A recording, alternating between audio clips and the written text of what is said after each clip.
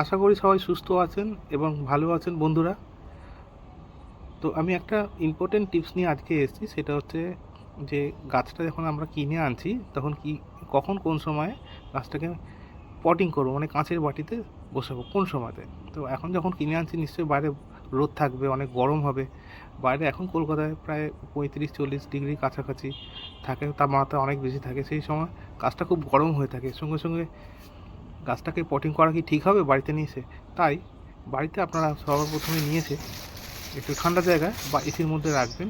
দরকার হলে একদম প্লাস্টিকের ঢাকনাটা একদম নিচে অবধি নামিয়ে দেবেন। নিচে নামিয়ে দেওয়ার পরে একটু গোড়ার দিকে সামান্য জল দিয়ে দেবেন। ঠিক সন্ধ্যে 6টা থেকে 7টার সময় আপনারা গাছটাকে কাঁচের বাটিতে জেল দিয়ে, যেরকম আমার ভিডিওতে দেয়া আছে, তো সেই গাইডলাইনটা দেখে থেকে আপনারা পটিং করবেন জেলের মধ্যে বা পাথরের মধ্যে। তো আশা করি সবাই বিষয়টা বুঝতে পেরেছেন কোন সময় পটিং করতে হবে। আর এর পরবর্তী সময় খুব তাড়াতাড়ি একটা খুব ইম্পর্টেন্ট আর খুব গুরুত্বপূর্ণ ভিডিও নিয়ে আসছি, কীভাবে নতুন করে পাথরের মধ্যে গাছগুলোকে বসানো হবে, রিপ্লেস করা হবে পাথরটাকে।